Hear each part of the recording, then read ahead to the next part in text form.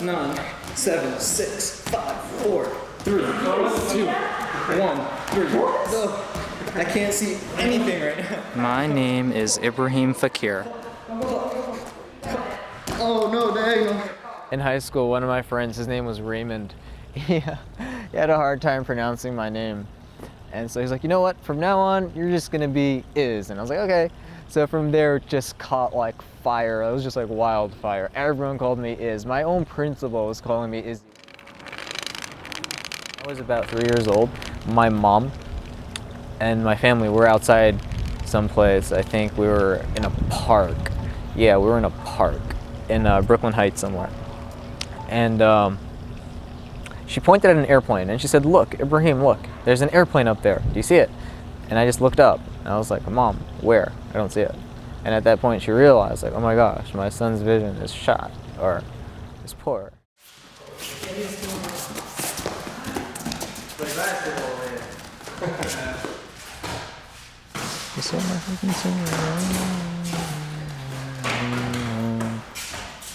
What's going on? We're gonna commentate for it. What are they doing? Oh. I'm scared. When you're young, I don't think you can completely conceive what it means to be blind. And when you don't really know what it is, I don't know if you can be scared. I mean, at least I wasn't. But I was more so sad because I always had this comparison in my head. I want to be like my brothers. I want to be like my mom and like my dad. I want to be able to catch a basketball or a football. I want to be able to play kickball. And it was more so sadness than being scared. I was just sad that I couldn't do what I wanted to do. Or I was losing my ability to do things that I used to love to do.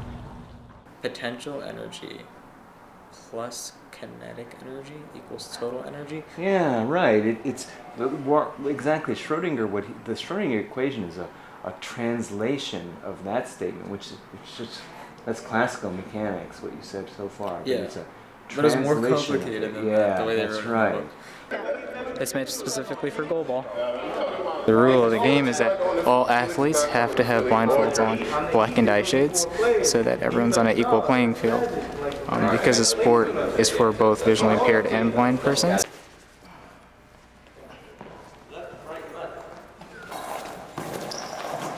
From my goalball community, the captain of my team, Lamar Brown, definitely helped me a lot in learning a lot of things of like how to deal with my blindness. Seeing him cope with it pushed me to cope with it, and I think I've been able to inspire some people along. And it's like a really cool chain, and I think availability is huge. You shouldn't lock yourself up in a closet just because you can't see. You should go out, and you'll be surprised who you'd meet and who you can influence for the better, and who can influence you too, because it's not a one-way street. You pick up a lot from others too, and it's really cool.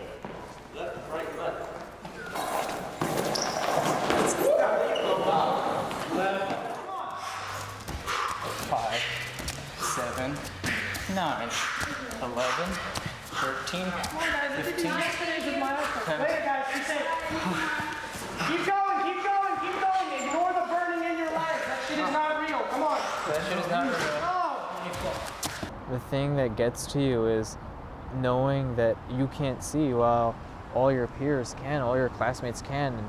And in gym class, while everyone's playing dodgeball, you're on the sideline listening, or when they're playing basketball, or taps was the fun game to play back then, you were just listening on the side. And I think that was the difficult part, and just wanting to deny it. So I remember forcing myself to get on the basketball court and to try and play taps, even though I didn't do a great job. I mean, I just wanted to blend in and be with everyone else.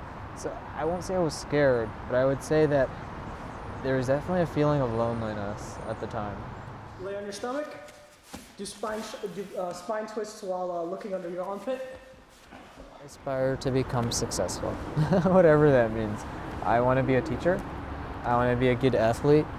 And I want to contribute to my community as much as I can and as best as I can. So I want to be a good resource for others if I can be. And just as others have been great resources to me, I feel like I need to give back to the community. Because if I didn't have a mobility teacher teach me how to cross the street, I would probably be under a bus. Or if I didn't have a Braille teacher teach me how to read Braille, I probably could not get to the 4th floor with an elevator because I'd be pushing a bunch of random buttons and trying to count the beeps.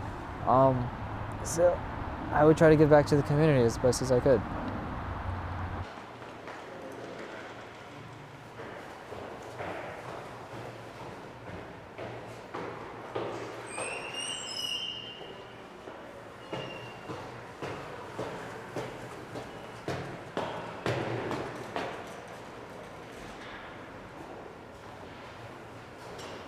Tunnel vision. So it's like looking through a straw, and as you can imagine, you're limited because your field is shrunk to the diameter of a straw, and you have to kind of move your head left and right a lot so you can capture the entire image because you have such a small scope. So through my straw, I can see light, and I can see when objects go through this light, and when objects go through this light or block this light off, I know there's something there, or that there's something not there. Is the sun gone? Oh yeah, the sun is gone. Oh, it's really bright. I like being blind. I think it's awesome. Why? Because everyone I feel has their own lens. Everyone sees things through their own perspective. And that lens is derived according to your experiences in life. No matter what lens you may have, one thing that I find is always apparent is that the truth is always clear. No matter, it doesn't matter what type of experiences you may have had. And I feel as though blindness gives you that perspective to sort through the garbage and the truth and to see things differently than people normally would. I mean, I feel like I can visualize things a lot better than people can even see in front of them. A lot of times my friends are like, wow, that's so cool. Like, I never thought of it that way. And it's like, well, I wonder why. And as I grow older and as I take more classes, I come to realize I think it's because I have a different insight than other people would have. Not saying that it's a better insight, but it's something different to offer to the table.